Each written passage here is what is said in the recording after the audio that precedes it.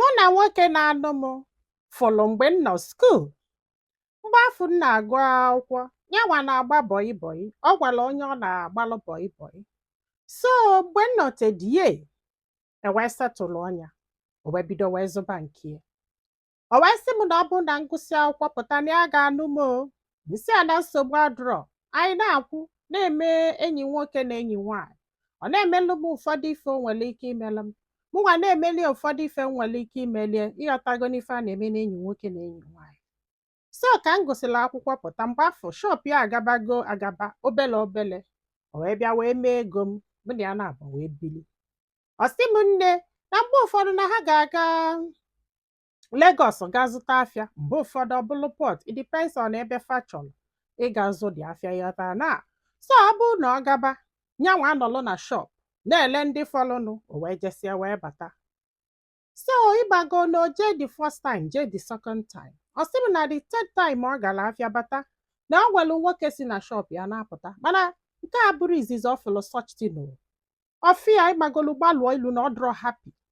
Si ya oke na nsogbu adịrọ, ka ife na-eme na ka ife ọ chọrọ ya egosicha enyi ife ọ chọrọ, gwasị anyị ife na-eme na ịghọtara na. Mana still ọ dịrọ happy. After shop fazusele that day, like after kafa close that day na yard. Oluo n'abalị ọkpọta enyi si adị ya chọrọzi ka a na-apụta na shop. Na ife a notice bụ na uche bụ na ọ na-abụ ya pụọ gaba afịa, ụmụ nwoke abịa na-achụ ya na shop. Ịghọtara na like ugboro n'ono mitigolu ụmụ nwoke na shop ka ọ na-abata, ọ dịrọ happy. Na ọkwa ife ya chelo, ya sị na nsogbu adịrọ, na mgbafu na ya adụghị ime. Ịghọtara na ya nọzalụ n'ụlọ bugelu nwachie afọ ime, die na-ejezi shop. Ọ bụ na ọchị ijezu afịa, ọ kpọchie shop akpọchie o. Wanyị na ya na-eme ọfụma, ya gbani ya nkịtị ịmago nnukwu ụmụ nwoke si adụ. Ya nọ n'ụlọ bube afọ ime. Ọ sị bụ ya wee bugide afọ ime busie mụọ ya bụ nwa. So nwa wee gbagote nwa obele. Ya wee sị anya biko ya mepeeli ya afịa.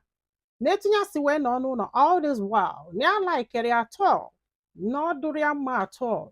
Ya mepeeli ya afịa, ọnya achọta ọlụ, ọ sị ya mba.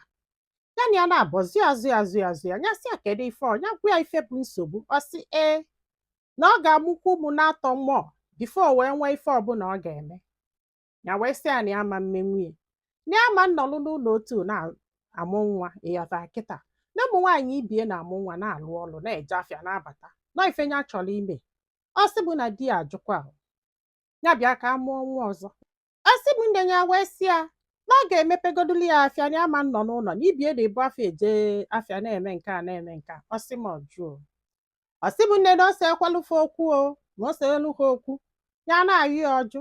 Ya gwa ndị befe si ọmalife dị ekwu ya mee ya sị ya na ya ma mmie na ya gosila akwụkwọ pụta ya n'ọnụ ụlọ mụbasa nwa na ya amụgo ofu na ya ga-amụkwu 3 bifo ya wee gwa ife ya mebe. Ya chọọ nnu ya yọọ gị, ya chọọ ose ya yọọ gị, mgbe ụfọdụ si na ilofuo, mgbe ụfọdụ si na ilote. Ọ sị m na ọ dị that bad o, na ife ọ na-eme bụ ọgbasa afịa oje gote ife wee bụrụ nataba. Ya gbakwa ya nkịtị. So ihe a na-eselufe okwu, ya wee kpọọ papi ya wee gwaba papi ya wee sị papi ya na nnekwe o, na ọ bụrụ na o nwere ife ya bidoro ime na nsogbu ga-adụ. Ya wee ihe ọnya sị ya kpọtala ya mmadụ ka ọ na-enyeli ya aka wete nwa. Ọ sị ya nọ ife o ji wee chọọ ibido afịa ka ya wee kpọtala ya mmadụ na o jesiri ozi dị n'ụlọ na-achọ afịa ya ga-ebido. Ya sị ya na ọ bụrụ ya na ya na idukwu rest as a human being. Ọjụ. So emesizie ya gwa nwanne ya nwaanyị ọ bịa na-enyeli ya aka. Ịghọta na onye sikwa aka ọ na. So ka a gwasịrị papi ya ife na eselofa, papi ya wee so okenye ya ga-talk to the husband. O wee lụọ one day, papi ya wee fụ die wee gwa bịa sị ya kedu ife bụ nsogbu. Ya mepelu nwa ya nwaanyị afịa, ọnya hapụ ya ka ọ chọta ọlụ. Ọ sị ya mba na ọ ga-amụgodo ụmụ na-atọ. Papi ya wee sị ya mba na esiri etu owele eme. Ịghọta na adult ka ị bụ nwa ya adult, na ọ bụrụ gị nwa ga-editamine life ya entirely regardless na ọ gị nwa bụ die. Ịghọta na ada anụzi nwaanyị otu afọ. So papi ya wee sị ya na ọ bụrụ na ego bụ nsogbu, na nsogbu adọrọ, na ya ga-emepelu nwa ya afịa ma udochia. Ọ sị m na di ya ajụkwa si na nke a ama mme. Ya wee si oke ebe ọ bụ na ife ịchọ ka a bịa na-eso gị na-anọ na shop gị. Ọ sị na nke a ama mme. Ọ sị m ọkwa ya o. Ya wee jekwulu papi ya gwasịa papi ya sị papi ya na o kwere kwe. Papi ya wee sị anya chọba shop ka fa mepee di ya afịa, ya bịazịa mechie di afịa ka fafụ. Ịghọtara na. So ya na nwanne ya nwaanyị wee chọba shop wee chọgide shop chọta shop papi ya wee nye ego ya ga-eji wee mepee ịzụ bebis ịmagolo akwa ụmụaka na ndị otie. Di ya apụtakwasị ya gịnị na ọ bụrụ na ọ zụba dị afịa ọma na ya anụsigo na-echekwa na egwuregwu. Na mgbe afọ na nwanne ya nwaanyị ga-abịa befa na ọ na-esi ụzọ afịa gafelụ. Nwanne ya nwaanyị wee na-agwa ya sị ya na o nwee one particular girl ya na di ya na-akwụ ya na di ya na-akwụ ya na-afụ ya na shop die nya regularly ịghọtara na ya na-afụ ya steady na shop die. Ịmago na ọgwasị anya ya mechalụ no megide mee investigeshon bụrụ eziokwu na ya na-abụ na-akwụ ya emekwe ka ya sị na ya mara ọbụ because na ọ bụrụ ya bụ ife na-ese na nke aghali switch from one to another.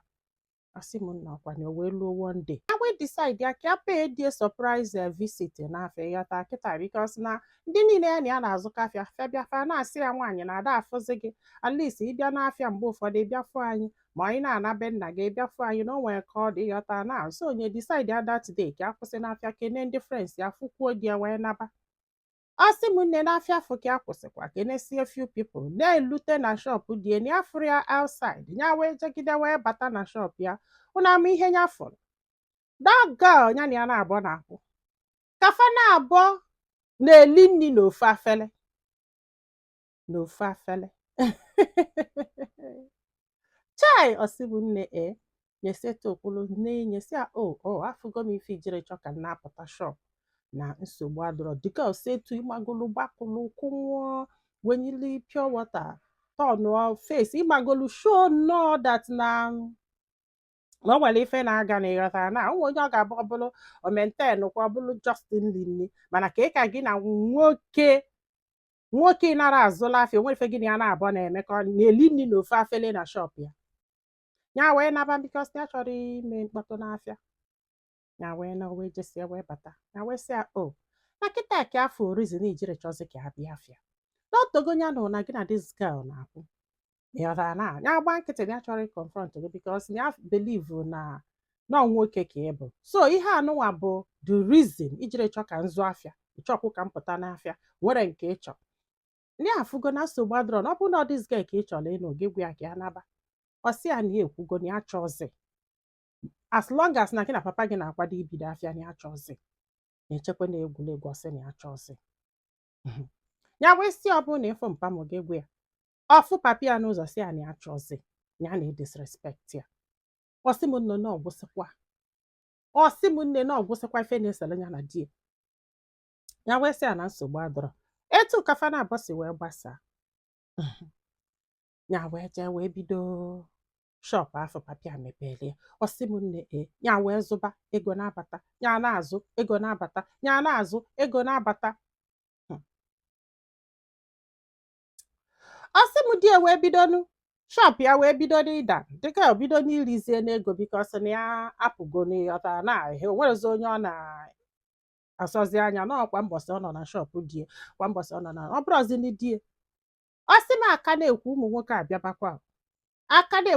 abịabakwa ma ụfọdụ si n'ime afịa ebe ndị ya na die na-azụkọ afịa wee bịara ya di ndị onwere ife jikọ anya na fafụlụ ụdị mbọ ọ na-agba ya bịa kafa ndụbịa na di ya masịrị ife mma na ọ fụlụ nwaanyị na-agba mbọ do willing to gbaa mbọ si ya nọlụ n'ụlọ na-etu kafa si egbu karịa ụmụ nwaanyị ndị name of nafa bụ nwoke na onye ọbụla na-akpalụ di alụ bụ onye melie ife niile a melie na ya tago. Ọsị m nne mana ọdụgola etu bikos na fa ewechighị ego dowry ya wee ji nnọọ nwayọ wee wetuo anya anyị wee gbachalụ ofu ezigbo didi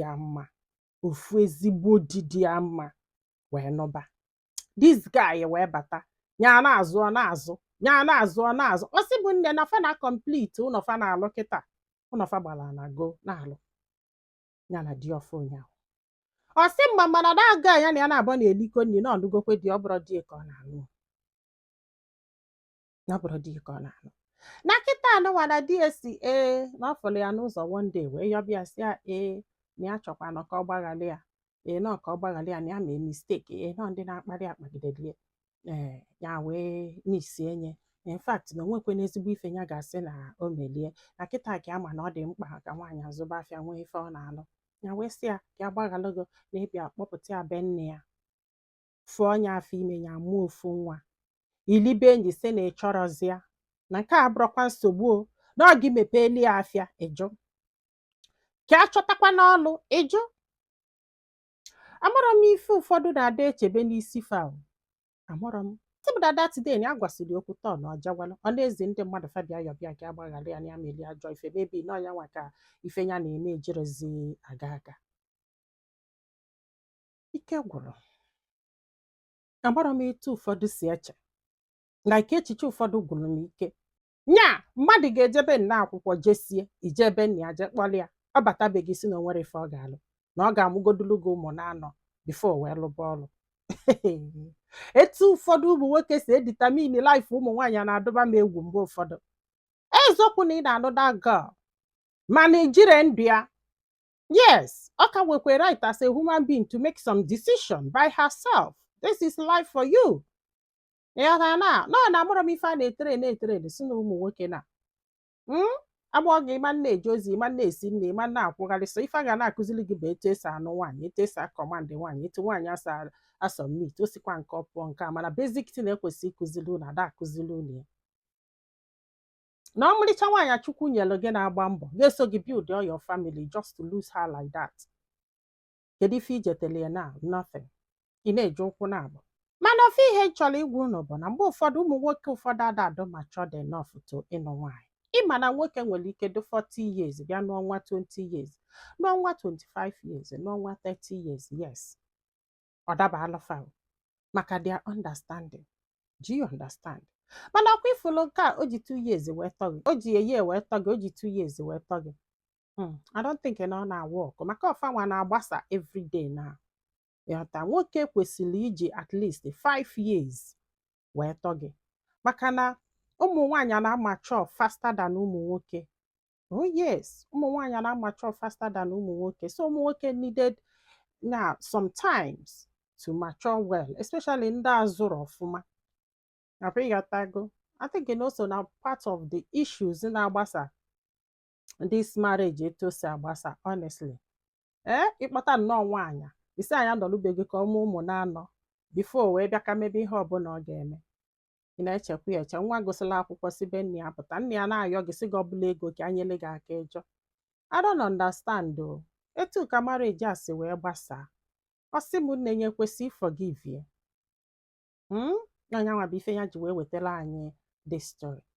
Ike gwụrụ nne ịchụkwa bụ nsị gị forgive him. Forgive him na bulu ife dị ya n'isi ijebela onwe ya ọbụghị yọtagodo only thing bụ na ọ bụrụ your husband yọta now I am happy that you are happy ọbụghị yọta so gbe ya na-ịgbaghalụ gị ya forgive him. I know that na nwa afọ ga-abụ a reminder forever but still forgive him. Ọ gabala onwe ka ị gabala onwe gị free your mind. Ike gwụrụ ndị be anyị tii n'ọnụ n'okwu a daalụnụ ka ọ dị n'ụbọchị ọzọ.